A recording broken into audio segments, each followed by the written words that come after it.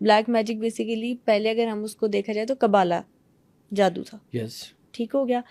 تو کیا حضرت سلیمان علیہ السلام کے دور میں جنہوں نے قبالہ کے نسخے چرانے کی کوشش کیے تھے وہی بالکل لوگ 100%. اب ایلومیناٹیز کے طور پر ایمرج کر رہے ہیں؟ 100% بیٹا 100%.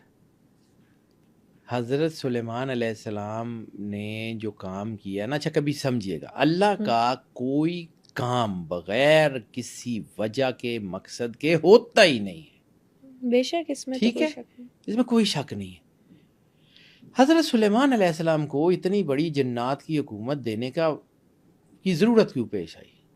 نبوت کا سلسلہ تو ویسے ہی چل رہا تھا، صرف شوق سے دے دی. اسرائیلیات میں یہ واقعہ آتا ہے کہ لوگ اللہ کی قضاء سے کم اور جادو سے زیادہ مرتے تھے، اس لیے اللہ نے حضرت سلیمان علیہ السلام کو یہ طاقت دی کہ یہ جتنی نیگیٹو طاقتیں ہیں ان کو کرٹیل کریں، ان کو کرٹیل کریں. آپ نے کیا کیا کہ جتنا جادو تھا، جادو کہاں سے آیا؟ قرآن پاک میں اس کا ذکر ہے کہ 2 فرشتے تھے ہاروت اور ماروت، وہ جادو لے کے آئے اور انہوں نے سکھایا. اب کچھ لوگوں کا طلسماتی کہانیوں میں ذکر ہے کہ وہ جس کو سکھایا اس کا نام کچھ لوگ زہرہ کہتے ہیں، کچھ لوگ اس کو وینس کہتے ہیں، کچھ لوگ اس کو ڈیانا کہتے ہیں. ایک بڑی خوبصورت کتاب ہے، ضرور پڑھیے گا، ہسٹری آف گولڈن روگ.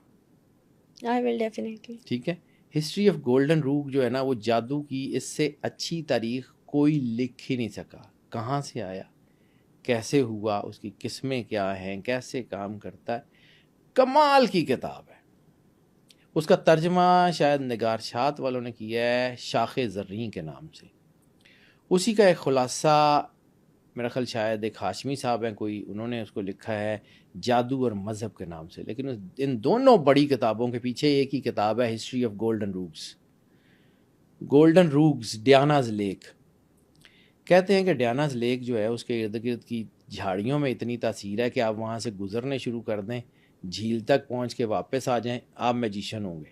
یہ ریالٹی ہے. یس. اور کچھ لوگوں کا خیال ہے کہ یہ جو نیو یارک ہاربر کے اوپر وہ اسٹیچو آف لبرٹی ہے، that is the statute of Diana, گاڈیس of magic. وہی خاتون جو ہاروت ماروت کے پاس ہے. جی بیٹا. اب ہوا کیا کہ انہوں نے اسے جادو سکھایا، جادو سیکھ کے کچھ لوگوں کا خیال ہے یہ جو وینس ریڈ پلینٹ جسے کہتے ہیں، اس نے وہ جادو سیکھا اور وہ جادو سے پلینٹ بن گئی. کہانیاں ہیں نا، طلسماتی کہانیاں، ہو سکتا ہے اس میں کچھ ہو کچھ نہ ہو. میرے پاس تو کوئی میکنزم نہیں ہے اس کو یس اور نو کرنے کا. بالکل ایسے. اس نے جادو سیکھا، وہ اٹرنل ہو گئی، وہ ریڈ پلینٹ بن گئی. خیر، to come to the point, جادو تو آیا، اللہ نے بھیجا. ٹھیک ہے، حضرت سلیمان علیہ السلام نے جو سب سے بڑا کام کیا وہ یہ کیا کہ پوری دنیا میں جادو کی جو بھی پیپرز تھے، لکھے ہوئے تھے، کوئی طریقے تھے، پریکٹسز تھی، تمام جنات کو بھیجا اور وہ سب اکٹھا کروا لیا. سب اکٹھا کروا لیا. اس کو لا کے، چونکہ اگر برائی ختم ہوتی نا تو اللہ خود کر دیتا ہے، نبی کبھی بھی اللہ کے کیے ہوئے کام کے آگے نہیں جاتا. حضرت سلیمان علیہ السلام نے اس کو اپنے تخت کے نیچے دفن کروا لیا. اور حضرت سلیمان کا تخت وہ جو آیا تھا وہ کوئی چھوٹا سا تخت نہیں تھا، وہ اتنا سا کچھ 2 فٹ بائی 2 فٹ کا تخت نہیں تھا. اس کے بارے میں یہ کہا جاتا ہے کہ وہ اپنے تخت پہ جب ٹریول کرتے تھے تو ان کی فوج ان کے ساتھ اس کے تخت پہ ہوتی تھی. تو وہ کچھ کلومیٹر چوڑا اور کچھ کلومیٹر لمبا، اس کے بارے میں کہا پہاڑ جتنا وہ تخت ہے جو ہوا میں اڑتا تھا، جس کے اوپر حضرت سلیمان ٹھیک ہے ٹریول کرتے تھے. ان کی فوج بھی ان کے ساتھ ہوتی تھی. تو وہ جب ٹریول کرتے تھے تو وہ بہت کلومیٹر چوڑا یا کچھ 1.5-2 فٹ والا نہیں تھا. اس تخت کے نیچے آپ نے اس کو دفن کروا دیا تھا. اسی تخت کے گرد ہیکل سلیمانی تعمیر ہوا. صرف ایسے وائلڈ تھاٹ، اینے ویلے نے کھدائی کری جا رہے ہیں، کھدائی کری جا رہی ہیں. چاہیے کیا ان کو؟ آرک آف کووننٹ تو ان کو پتہ ہے کہ وہ یہاں نہیں ہے، وہ ہم سے زیادہ سیانے ہیں. آرک آف کووننٹ کی تو بات ہی نہیں ہے.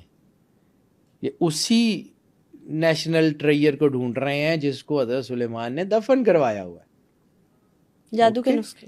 اب آپ نے بات کی کہ جو چرایا تھا، تو اس پوری ڈاکومنٹ جو حضرت سلیمان علیہ السلام نے اکٹھی کروائی تھی اس میں سے ایک پیج چوری ہوا تھا. آج پوری دنیا میں جتنا میجک ہے وہ صرف ایک پیج کی وجہ سے. ایک پیج صرف؟ یس، صرف ایک پیج, انبلیویبل. اور اگر وہ نیشنل ٹریئر ان کے ہاتھ آ جاتا ہے, جو کہ میری کیلکولیشن کہتی ہے کہ شاید آ گیا, تو کہاں جائے گی بات, کس طرف جائیں گے معاملات, you can never even imagine. قدرت کی کھیل ہے. عیسیٰ علیہ السلام نے اسی فتنے کو, جس کے بارے میں سرور انبیاء صلی اللہ علیہ وآلہ وسلم نے کہا تھا اشد من الفتنہ, کہ فتنے سے بھی زیادہ سخت ترین حالات ہوں گے آخری دور میں. فتنہ چھوٹا ہوتا ہے, یہ بہت خطرناک حالات ہونے ہیں, تو وہ اس طرف جاری ہے دنیا, اور یہ ہو کے رہنا ہے. یعنی فتنہ دجال قریب ہے. جی بالکل بیٹا, آرمگیڈون سے پہلے 6 سال کی بڑی جنگ کا حکم ہے, شروع تو ہو گئی ہوئی ہے. یہ ایسی قربانیاں ہو رہی ہیں. کبھی زندگی میں بیٹا نا تھوڑا سا اپنے شیل سے باہر نکل کے سوچو گے نا, تو آپ کو آئیڈیا ہو جائے گا کہ دنیا کس طرف جا رہی ہے.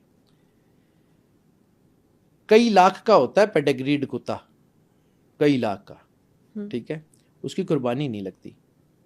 اور 10-20 ہزار روپے کا ہوتا ہے عام سا بکرا, اس کی قربانی لگ جاتی ہے. زندگی میں یاد رکھنا, قربانی صرف پاک خون کی ہوتی ہے, اس لیے مسلمانوں کا خون بہا جا رہا ہے, اور کوئی راز نہیں ہے اس کے اندر. مسلمانوں کا خون پاک ہے, اس لیے ان کی قربانی ہو رہی ہے, اور یہ ہوتی رہنی ہے. یہ جب سے کائنات بنی ہے تب سے چل رہا ہے, یہ جب تک کائنات رہے گی تب تک رہے گا. ہم اور آپ اس کو ڈینائی نہیں کر سکتے. اب آ جاتے ہیں جی یہ ہوتا کیا ہے, کیسے قبالہ کے بعد چائنیز میجک, چائنیز میجک کے بعد انڈین میجک, یہ سارے موجود ہیں, ڈائمینشنز موجود ہیں, چیزیں وہیں پہ ہیں.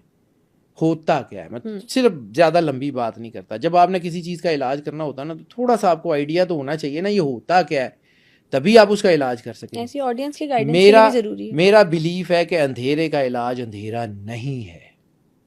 اندھیرے کا علاج اندھیرا نہیں ہو سکتا. اندھیرے کا علاج روشنی ہے.